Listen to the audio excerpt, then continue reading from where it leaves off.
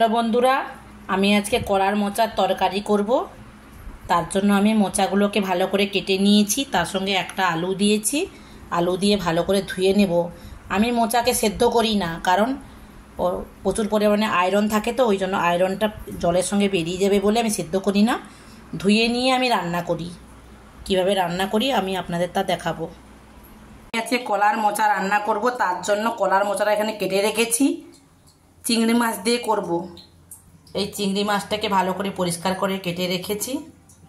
ফোড়ন হিসাবে ব্যবহার করব টমেটো, কাঁচা লঙ্কা, তেজপাতা, একটা পেঁয়াজ কেটে রেখেছি, 5 ফোড়ন, এলাচ, দারুচিনি, লবঙ্গ, গোলমরিচ আর গোটা জিরে রেখেছি এখানে আমি। এগুলো ফোড়ন হিসাবে ব্যবহার করব। প্রথমে আমি কড়াতে তেল দিয়ে দিলাম। হয়ে এসছে, আমি চিংড়ি মাছগুলো দিয়ে দেবো। দেখুন চিংড়ি মাছগুলো ভালো করে ভাজা হয়ে গেছে, লাল হয়ে ভাজা হয়ে গেছে। আমি এবারে একটা একটা করে ফোড়ন করে দেব। পেঁয়াজ সবগুলো আমি একটা একটা করে দেব, দিয়ে ভালো করে ভাজতে থাকবো।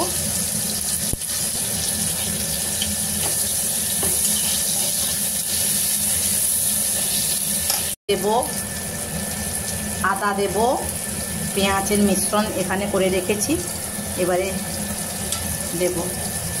সব দিয়ে একসঙ্গে আমি ভালো করে কষে নেব। প্রথমে একটু আমি চিনি দিয়েছিলাম, আবার একটু এখন পরে চিনি দেবো, একটু মিষ্টি মিষ্টি হওয়ার জন্য। হলুদ গুঁড়ো, লঙ্কা গুঁড়ো, চিনি, নুন দিয়ে ভালো করে আমি নাড়ব। এখন ভালো করে ভাজা ভাজা হয়ে এসছে।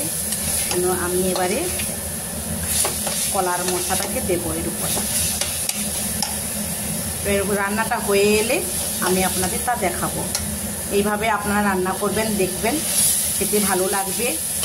তাছাড়া অনেকে অনেক আলাদা রকমেরও রান্না করতে পারেন। সবার রেসিপি সবার কাছে আলাদা আলাদা হতে পারে। আমি এইভাবে রান্না করি। কেমন লাগে প্লিজ লাইক কমেন্ট করে জানাবেন। দেখুন ভালো করে সেদ্ধ হয়ে এসছে। আমি এবারে একটুখানি ভালো ফুটে গেলে আমি নামিয়ে নেব। আমার একদম রেডি হয়ে গেছে। এবারে আমি গরম মশলা দিয়ে বাটির মধ্যে নামিয়ে রাখবো।